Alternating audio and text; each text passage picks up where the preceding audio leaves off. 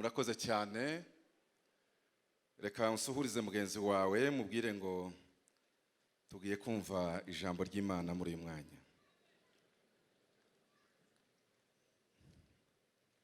Reka mbasabe dufate za Bibiliya zacu aho turi buganire ijambo ry'Imana. Ubutumwa bwiza nkuko bwanditswe na Yohana. Ubutumwa bwiza uko bwanditswe na Yohana. Yagize neza kumpa mu bambere. Igice ni cya 4. Umurongo ni uwa mbere turaja kugeza ku murongo wa 14. Ubutumwa bwiza kuko bwanditswe na Yohana. Igice ni cya 4. Umurongo ni uwa mbere tugeze ku murongo wa 14. Yesu avugana n'umusamariyakazi. Nuko umwami Yesu amenya yuko abafarisayo bumvise ko yigisha kandi abatiza benshi arusha Yohana. Icyakora Yesu ubwe siwe wabatizaga, ahubwo n'abigishwa be. Nico cyatumye ava i Yudaya agasubira i Galilaya. Umurongo wa 4, yiyumvamo ko akwiriye kunyura i Samariya. Umurongo wa 5, nuko agera mu mudugudu w'i Samariya witwa Sukara, bugufi bw'igikingi Yakobo yahaye umwana we Yosefu. 6, kandi aho hari iriba rya Yakobo. Aho hari iriba rya Yakobo. Nuko Yesu ananijwe nuko yagenze cyane apfa kwicara kuri iryo riba. Hari nk'isaha 6. 7, umusamariyakazi aza kuvoma. Yesu aramubwira ati, mpa utuzi two kunywa. 8, kuko abigishwa be bari bagiye mu mudugudu kugura ibyo kurya. 9, umusamariyakazi aramusubiza ati, kuri umuyuda nkaba umusamariyakazi uransaba amazi ute? Icyatumye abaza atyo nuko abayuda banenaga abasamariya. 10, Yesu aramusubiza ati, iyaba waruzi impano y'Imana ukamenya n'ugusabye amazi uwo ari we, nawe ubumusabye nawe akaguha amazi y'ubugingo. 11, undi ati, databuja kudafite icyo uvomesha n'iriba rikaba ari rirerire, none se ayo mazi y'ubugingo wayakura he? 12, mbese ye uruta sogokuruza Yakobo wadufukuriye iri riba, kandi akaba yaranywaga amazi yaryo ubwe n'abana be n'amatungo ye? 13, Yesu aramusubiza ati, umuntu wese unywa aya mazi azongera kugira inyota. 14, ariko unywa amazi nzamuha ntazagira inyota rwose iteka ryose, ahubwo amazi nzamuha azamuhindukiramo isoko y'amazi adudubiza kugeza mu bugingo buhoraho. Tuvuge ngo amen cyane twese, amen. Birasa naho uyu munsi ibingora bukeya kugira icyo mvuga, ariko muranihanganira gusa tuganire. Hari impamvu nyinshi Alarme Ministry yatekereje ko byenda ari twe tuza kubwiriza. Sinzizi ariko barazizi babitekereje. kimwe kinshimishije cyane kandi kinejeje nuko cyambere turabashumba babo ariko icya kabiri barasa naho anniversaire bafite imyaka 20 turimo tuyinganya dukora umurimo w'Imana full time. Ndibuka ko ubu ufite imyaka 20 mu murimo w'ubushumba.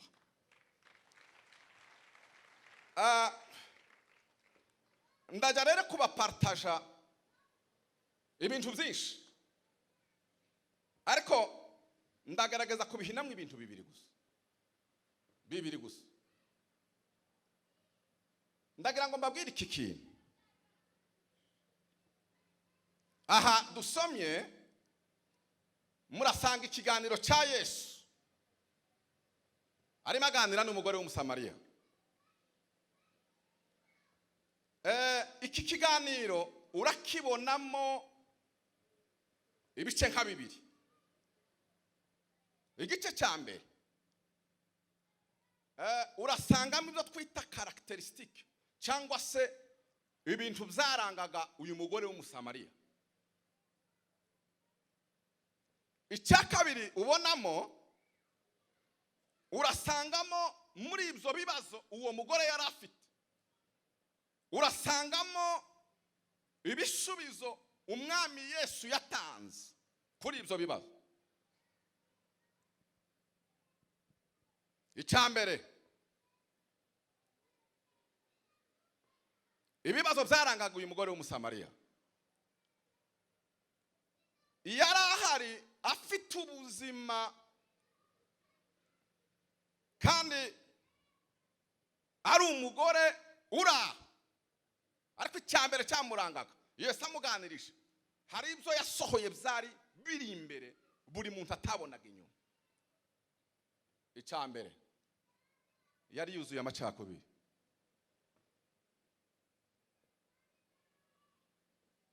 Yesu amubwira ngo mpa amazi nywe, aramubwira ngo ese twasangira dute kuri umusamariya, kuri umuyuda akaba umusamariyakazi? Ivangura rinini ryari ryuzuye ubuzima bwe.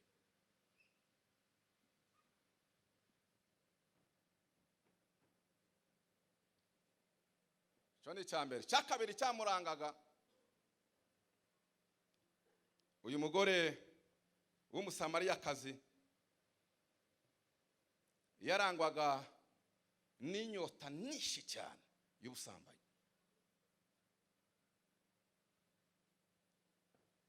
Yesu amuganirije ikiganiro kigeze hagati cyane aramubwira ati wa mugore we wanze kumpa amazi ariko nyamara kanije ndayafite nayaguha, wanze ariko nje naguha amazi. Undi atese wayakura ngo ageraho atariko wayampaye ati banze uje kuzana umugabo wawe, ati ntawe mfite, ati noneho mbonye icyo uvuze ukuri, ati wagize batanu n'ubu ufite ubu ngubu nawe siki suwa. Nimwumva umugore wahinduraga abagabo akabahinduranya kwihinduranya imyenda. Ubusambanyi bwari bwuzuye mu buzima. Icya gatatu cyarangaga uwo mugore w'umusamariya, iyo bisomye neza ukabyitegereza, n'umuruho.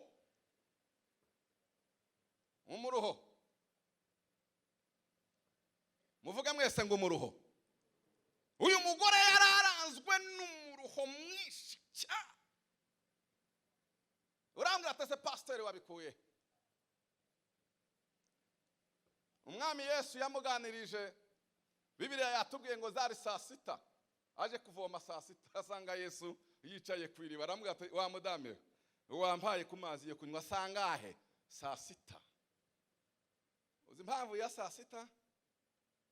Komantere zivuga ko uyu mugore yari yaratwaye abagabo benshi cyane.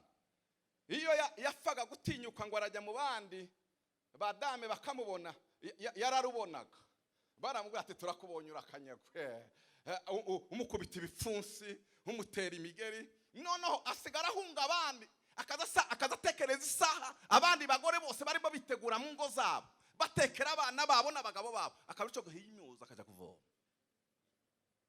Kuko saa sita nta mugore wajya kuvoma, ico gihe cyo kuja ku meza no gufungura no gutekera umuryango. Yari yararushe agenda kenguza areba igihe abandi badahari kugira ngo asohoke umuruho. Muvuge ngo amen. Icyakane cyarangaga uyu mugore uyu gisomye cyari ubwigunge bwinshi cyane. Kandi nawe urabibona kubera ko ibyaha byinshi yari yaragize byari byaramuteye kumva ko ahunga abandi, agahura ari wenyine cyane, arigunga cyane. Umwami Yesu rero aramubona, arangije kumubona amupropoza igisubizo n'umuti wavura ibyo bibazo. Aramubwira ngo mureke mbereke iki kintu, niba tukiri kumwe muvuge ngo amen. Mwongere cyane amen. Umwami Yesu parce qu'il était yari vrai pédagogue, yari umwarimu ukomeye cyane. Niyo mpamvu uzareba igihe cyose Yesu yigishaga ntabwo yageza azana za illustration zivuye mu ijuru. Iteka ryose yakoreshaga ibintu biraho, ibintu abantu bazi baviva babaho. Muzanarebe neza, niyo mpamvu Bible imvugo yayo ni imvugo iri clear, itanga ama example afatika. Izambwira abantu abanyarwanda nkababwira ngo ingero zose zanditswe muri Bible muzasange ni ingero zigenda zerekana nishi ziva hariya muri ahangaha muri Aziya, Israeli n'ahandi. Uzi impamvu ntabwo yari kuzana ibintu byo muri Afrika ari maganiriza abantu bari hariya mu gice cya 15 havuga ngo nije muzabibu bukuri. Imuzabibu nukubera iki? Nukubera ko aricyo giti cyari gihari. Yesu ashaka kwerekana ubuzima bwacu n'ubw'Imana kugira ngo bushingiye kuri connection, yerekana umuzabibu n'amashami. Iyo biza kuba ari mu Rwanda ntaba yaravuze umuzabibu, kuko umuzabibu ntitubuzi. Aba yaravuze ngo muri insina y'urutoki na nditsina ry'urutoki namwe muri amakoma. Turi kumwe? Parce que icyo Yesu yashakaga kwari kugira ngo la leçon ibe bien comprise, yumvikane neza. Noneho umwami Yesu agiye gufasha uriya mugore kugira ngo amuvane muri biriya bibazo, parce que yari vrai pédagogue, ashaka gukoresha icyaha yabona.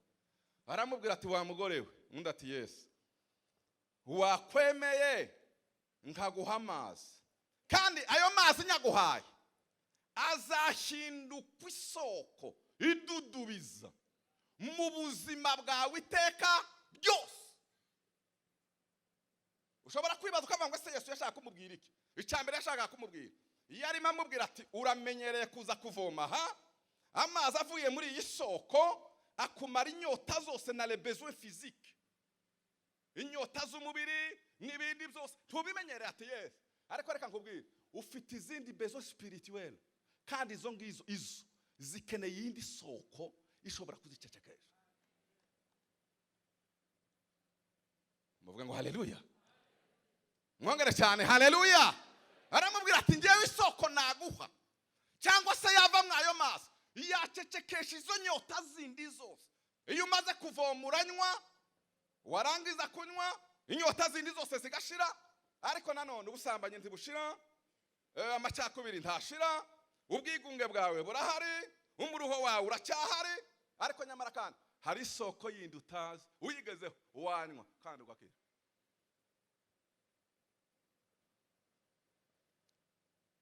Ngiye kwigisha sasa teme yacu y'uyu munsi iravuga ngo gufukura iriba.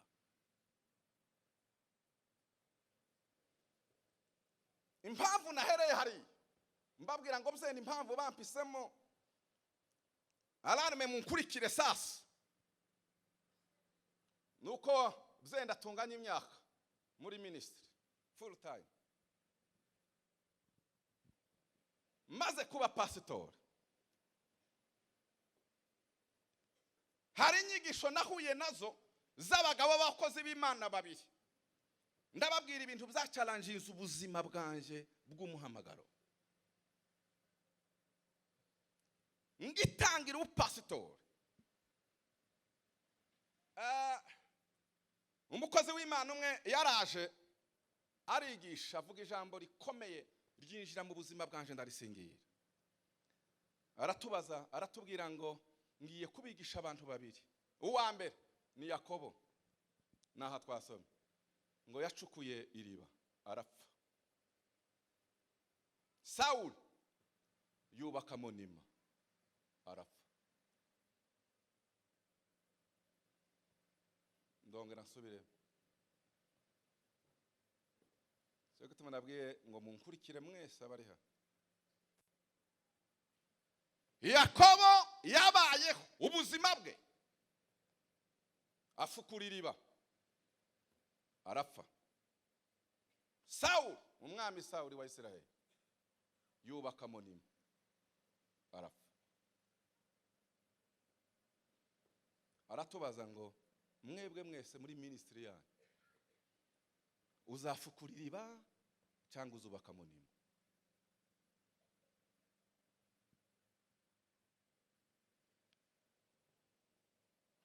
Tuvuge ngo amen. Mwongere cyane amen. Ndongera nsubiremo. Umwuka wera uwo mwanya uramfata numva ashatse kumva ibintu byinshi. Gufukura iriba, kubaka monima. Alarme ministry.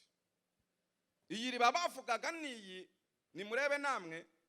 Yakobo yafukuye, uyu mugore ayibwira Yesu, kandi mu gihe cya Yesu nimurebe na Yakobo igihe yabayeho, ariko uyu mugore aracyava ngo ntiwaruta sogokuruza Yakobo wadufukuriye iri riba. Yanyoyeho, abana baranywa, abuzukuru baranywa, abuzukuruza kugeza ku buvivi baranywa.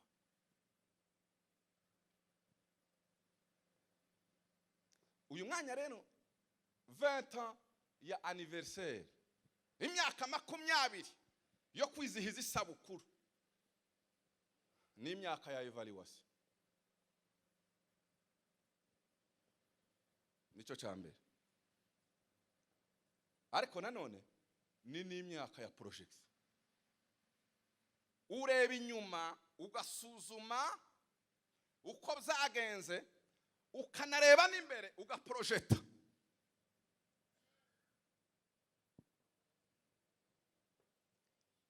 Reka rero ubwo ari imyaka 20 ya alarme ministry tubazanye, mwubatse iriba cyangwa mwubatse monima?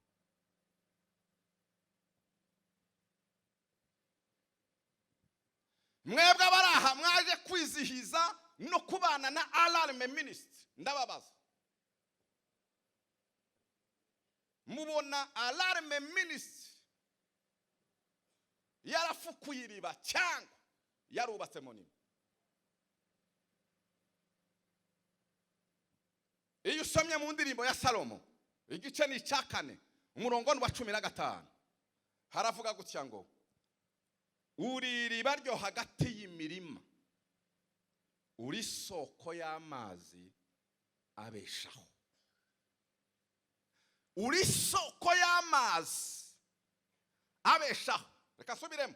Uri iriba ryo hagati y'imirima, uri soko y'amazi abeshaho, n'imigezi itemba ituruka Lebanon. Nababajije ikibazo, bubatse monima cyangwa se bafukuye iriba? Usomye iri jambo rivuga ngo uri soko y'amazi abeshaho, itandukaniro hagati ya monima n'iriba niyi. Iriba ritanga ubuzima, iriba ribeshaho. Iyo urisanze ufite inyota uranywa igashira. Asifiwe. N'abantu baravuga ngo amazi niki? Ni ubuzima. Amazi ava mu iriba.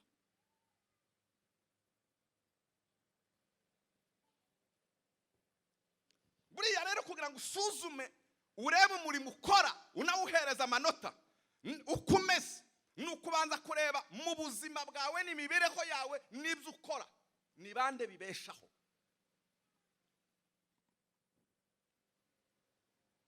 Nguwo umuhamagara Imana yaduhamagariye. niba ubayeho ugasanga nta kikuvamo gitanga ubuzima kibeshaho, urimo nima. Monima urayubaka, izuba ryava tujya munsi ngo ugire igicucu, uwagira inyota tukubita ku itofari ngo uvanemo amazi. Nta kintu na kimwe monima itanga keretse gusizina no kwamamara gusa, abantu barangiza ariko ntibagisanga mu buzima. Ariko iri bareba mwiki ubuzima.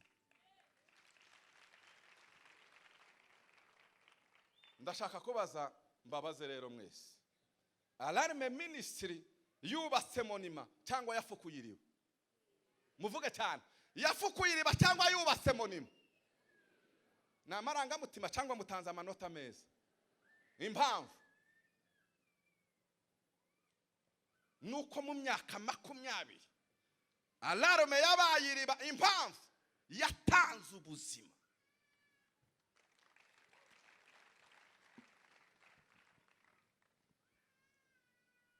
Ndashaka ngo mbaze mazeze, ubu turacyane muri evaluation.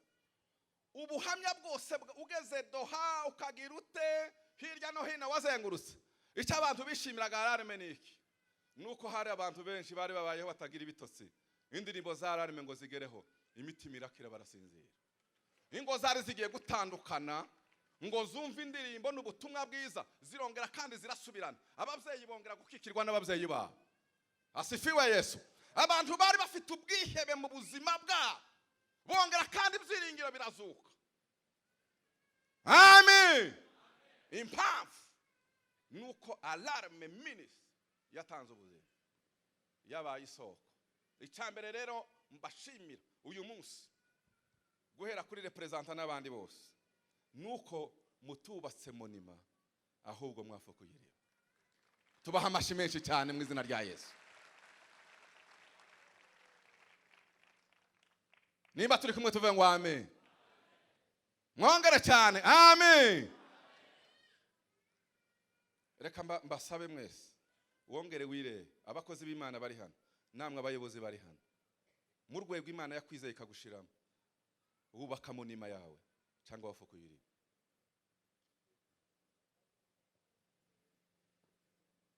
Niki abanyarwanda bakuvomaho? Niki isi ya none kuvomaho? Icyo uzirata ntukirate ko bagukomeye amashyi cyangwa bakuvuze cyane. Uzirate impact wa impactinze ubuzima bw'abantu.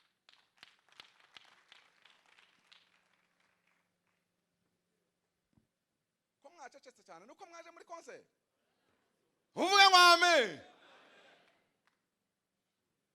Waba muto, waba munini, wakwiga cyane cyangwa wakwiga buke, nibura mu buzima rimwe na rimwe uzave ngo hari umuntu mu buzima bwanje nabaye na impactinze, nagize ikintu mpindura mu buryo buri positive. Ubu wobara abanyarwanda benshi icura burindi ryari ryinjiye, Alarme yaririmba yatarakagoye, umuco w'Imana ukamuri. Yes, nguwo buriya uzusuzuma wirebe, unavuga ngo ese mbaye honte na impactinze bande, niki nahinduye mu buzima. Hari commentary zivuga gutya, ikavuga ngo umunsi tuzagera mu ijuru, umunsi tuzagera mu ijuru ngo hazaba umwanya wo kubona Yesu atwakire, ariko na nyuma yaho ngo bazatureka, ngo Imana itureke dusubiranemo, ngo umuntu azagenda areba umuntu wagize icyamu amukorera, ngo agenda amushimira, ngo nimba warabwirije nakagakizwa, ngo agenda kubwira ngo ndagushimiye, ngo kubera ko nanje nageze hano mu ijuru, ngo ni wa munsi Imana yagukoresheje kumbwiriza ubutumwa. Nimutekereze abantu babwirije benshi ba impactinze benshi bazaronka za remerciement manishi. Impamvu kuko hari ico ba impactinze, hari ico bahinduye. Hari abayobozi babaho, hakabaho abantu usanga nizina yubatse gusa mu mateka yiwe, ariko wareba inyuma ukagerageza kureba ikintu cyahindutse naho yanyuze, aho yanyuze kugira ngo urebe detrace ukazibura. Ikintu cyambere dushimira Alarme Ministry nukubera ko uwayivuga wese ntiyayivuga kubera izina, yayivuga kubera impact yagiye igaragara mu miryango, mu buzima bwa buri wese, mu Rwanda, hanze y'u Rwanda, hirya no hino. Icyo gihe rero muri wewe hatembzemwo amazi agenda atanga ubuzima ahantu hose. Amen. Ngice kintu cya mbere, evaluation ya mbere nshima. Alarme yavutse nyireba pari oci arabizi. Urabyibuka oci? Urabyibuka n'ibiganiro birebire twagiranye? Asante, muvuge ngo amen.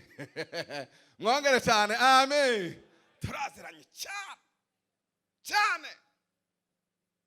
Asifiwe Yesu. Okay, ubwo rero muri iyo myaka 20 turashimbira Imana ko yabahinduye isoko y'amazi atemba. Abagore b'abasamariyakazi bari buzuye mu Rwanda, bari buzuye muri Afrika, bari buzuye ku isi yose. Bava mu macakubiri, bava mu bwigunge, bava mu nyota z'isi.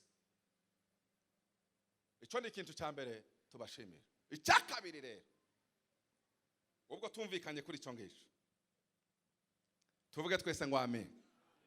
Icya kabiri ngira ngo mvuge nuko mbwira alarme, ubwo mwahindutse isoko ntimwahinduka munima, nuko musobanukirwa iri banga. Iriba ryafukuwe rihora ririndwa.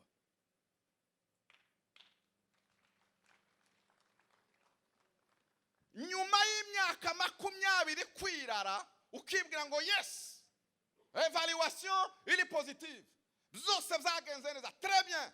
Deuxième vérité, iriba ryiza rihora ririndwa.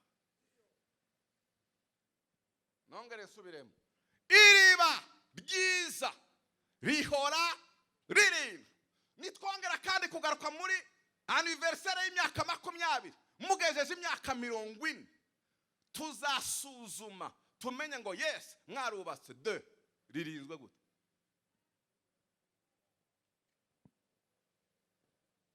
Iyo usomye mu migani haravuga ngo umukiranutsi wiyorosha imbere y'abanyabyaha ameze nk'iriba ritobamye n'isoko yandujwe.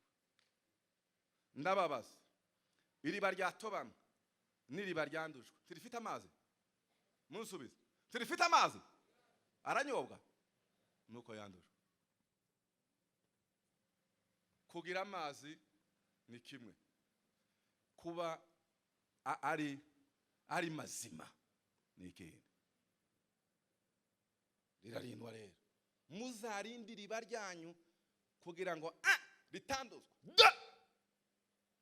Je nabaye umwungeri, inka za mbere iyo uzishikijemo ziranywa ariko zigakandagira mu ruzi. Yanka ya nyuma yaza yarakwikubitamo ikazisanga amazi n'ibyondo n'ibindi byose ko birazamuka, yakubitamwe amazuru ikunamuka ikareba mu kirere. Ushobora kubura isoko, ariko abantu baza nyuma y'imyaka 20 baza bakubitamwe amazuru gucya ngo bagiye kunywa, bakazamura mu kirere. Paske mutari kurinda niki? Ni umukiranutsi wiyoroshya imbere y'abanyabyaha. Muziri umurimo w'Imana ntiwubakwa n'ubumenyi, wubakwa na integrity, wubakwa na sanctification, ntiwubakwa n'amajwi, ntiwubakwa no kuba umustar, wubakwa na character.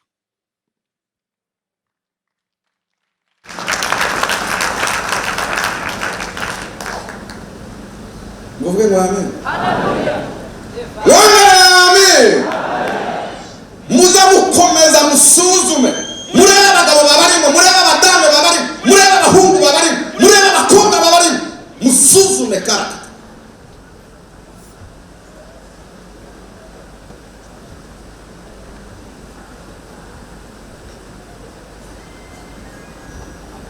Tibukareke live imigezi yo hanze yinjira mu bivange n'imigezi bakomokamo.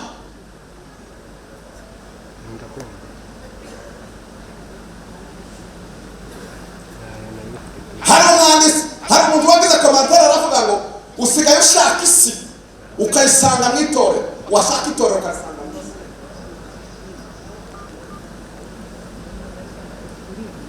umurimo w'Imana, isoko Imana yaremye muri twebwe, twe igomba gutemba amazi mazima.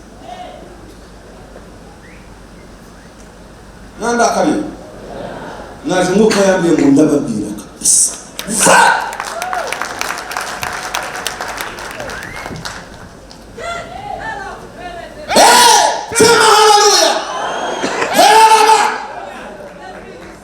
Mokozi weta hibidiwe milele.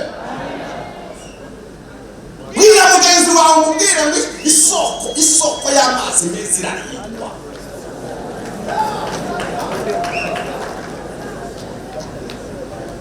Ndashaka kubwira abakozi b'Imana bari hano, umurimo w'Imana no kuba igihangange mu murimo w'Imana ntabwo ari costume, si n'ikanzu, si n'izina. Hoya!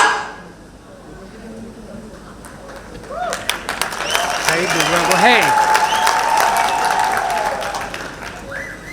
Oh! Sema hallelujah! Hallelujah! Sema hallelujah! Niba utazi n'icyongereza ugerageza kubwira mugenzi wawe mubwire ngo karakita mubwire neza n'ikimana izisuzumira kigerageza muzareba umwami Yesu byagiraga izina rikomeye, byagiraga n'ibikomeye, ariko yageze atambuka yagera ahantu hahagaze gusa wamutunguye ukameze akazahakurusha. Umunsi umwe ngo abafarisayo bohereje abantu kumufata ngo bashike bahurirana na Yesu ahagaze, ngo basanga ahagaze atangira kuvuga, basa n'abafashwe n'amashanyarazi, bose bamba batungira. Yesu aravuga, ararangiza, asezerana igiterane, arataha. Ngo basubire atase ko mutamwizana, ntibamubashe ngo twamubona, baravuga ngo turabona umugabo wari wavuga. Reka kubwira ikizaneutraliza imbaraga z'umwijima, zikaneutraliza toute opposition n'uburiwe sivufite.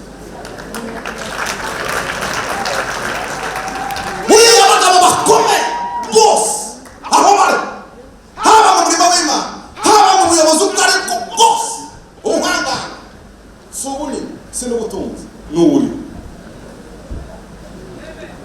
Mwavuze ngo amen? Nakomeye cyane, amen! Nongera cyane, amen! Uriwe, uriyizi, Imana irakuzi, ugomba kwiyubaha.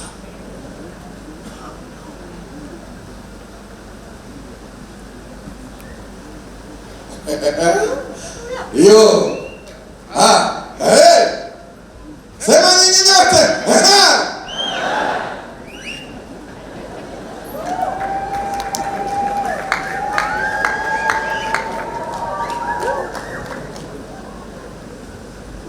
Itagatatu. Turatajyanye? Utaka tujya mugabagiye kudutwara umwanya, ibi ni ibyangombwa twaririmba 5 ariko munemerere isozi twe numva kiri mu mutima wanjye. Muvuge ngo amen.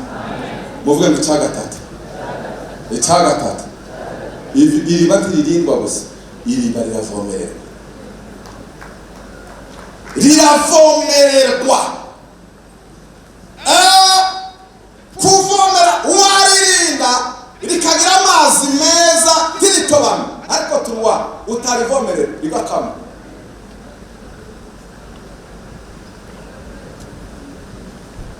Reka mbabwire iki kintu, Uwiteka azaja akuyobora, azahaza ubugingo bwawe mu bihe by'amapfa, azakomeza amagufa yawe, uzamera nk'urutokiro rwuhirwa, kandi uzaba nk'isoko y'amazi igira gute idakama. Mureke mbabwire igihe cy'amapfa yewe kibaho.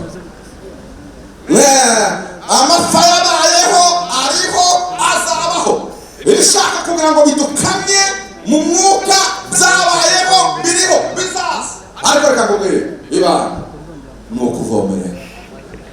Kuvomerera kwacu nuko mbabwire iki kintu, ubuzima dutanga ni ubuzima twonse turonka twamara tukabona gutanga. Reka mbabaze iki kintu, nuko bereka bazabahereza umubyeyi wabyaye bakamuha igikoma cyinshi, nukugira ngo agere gute, nukugira ngo nuko hari ubundi buzima bumushamikiyeho agomba kugaburira, agomba kubanza kuba yose kugira ngo icyo atanga. natwe rero mu murimo w'Imana tuwotanga icyo utonze. Niyo mpamvu buriya muri Yohana igice cya 15 haravuga ngo je ndi umuzabibu namwe muri iki muri amashami. Umva ngo ishami ridafashe kuri njye rizagira gute? Rizatema ryume. Nta kindi gituma ishami ryuma nuko ryabuze connection. Kugira rero ngo muzakomeze kwaguka nuko muvomera mwe muri amashami mugomba guhora muri connected kumuzabibu. Kandi uwo muzabibu ni Yesu. Ibihe by'amasengesho ntimukabite, igihe cy'ijambo ntimukabite, ndabizi ko mwasenze cyane. Ngaho ibanga rikomeye ryo kuvoma. Icanyuma cyakane nimuvuge ngo cyakane. Mwumvire imuvuge kandi ngo cyakane. Uwo munsi uwo mugabo avuga irindi jambo rya revolution y'ubuzima bwanje, kubaka munini cyangwa kubaka isoko, avuga ikindi rya kabiri. Iwe ni umunyetiyopiya, aravuga ngo abantu batangira ari umuriro ngo bagasoza ari umwotsi.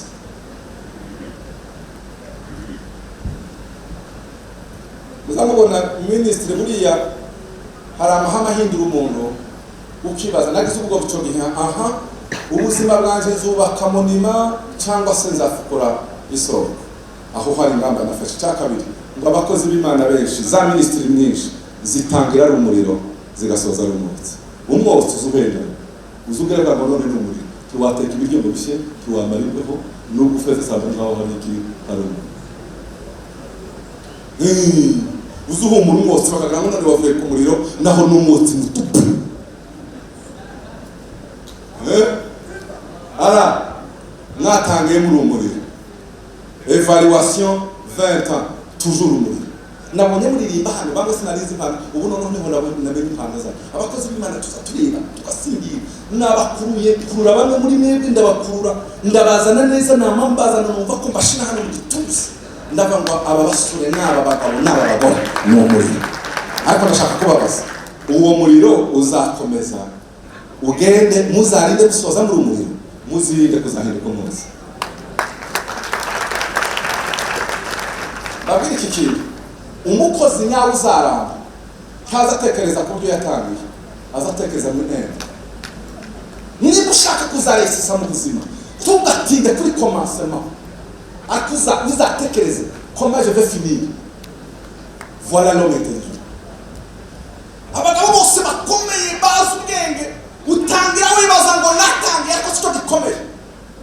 Reka mbabwire iki kintu, aho kubanza ubutunzi ugaheruka ubukene, wabanza ubukene ukagira gute ugaheruka ubutunzi. Aho guhaga unyuma ugasonza, uwo sonza ukabona guhaga. Cyo twabanyagana bavuze mutaka kiza kibagirana vuba ngiki kiza. Impamvu niki nuko la fin iherezo ry'ikintu gifite agaciro. Iyo usomye hariya mu 12 Abaheburayo haza havuga ngo mwibuka babayoboraga kera. Muranumva neza? Ariko bakavuga gutya ngo mwumva ikinyarwanda, mwibuka babayoboraga kera. Ariko baravuga kwibuka ni kimwe, muzirikana. Kuzirikana se nukujya cyane profondeur. Icyo bazirikana si ukuyobora iherezo ryawe. Turi kumwe? Dore muvuge ngo amen. Ndarangije. Iyo usomye muri Yosuwa igice cya 14:11 haravuga gutya, Kaleba abwira Yosuwa, aramubwira ngo peza Heburoni yawe. Urati cha muheze Heburoni n'abagabo babiri basigaye mu bavuye mu Israeli bose. Peza Heburoni yawe. Ati kuri mu munaka ukomeye uzayishobora. Ati yes. Ati kurya wabona gafite imyaka 40. None kuva umunsi bisa yabivuze fite hashize imyaka 45, fite imyaka 85 nguko nahaguruka gacaga ifite imyaka 40. Uko nayo yari gusirikana ukomeye yageza tekereza ku Kaleba na Yosuwa. Gutekereza umunsi Yosuwa yigeze kureba izuba hayarwana ngo rirahagara, yari umugabo uzi kurwana Kaleba. Aramubwira ngo imyaka 85 imyaka 85 ngo ndacafite imbaraga zingana ifite imyaka 40. Bakoze b'Imana muvuga ngo haleluya. Mwongere cyane haleluya. Mwongere cyane haleluya. Umugabo mu myaka 40 ukomeza n'imbaraga kugeza imyaka 45. Ibanga ryari ribi aravuga kubera ko nomatanye n'Imana. Abantu benshi gituma baza barangiza n'umwotsi nuko batangira bo matanye. Uko imyaka igenda ishira ikagenda idohora ko matana n'Imana. Ariko yo matanye n'Imana imbaraga zawe uzitangiza urumuri ukarinda usoza urumuri. nguwo umugisha tubifurije.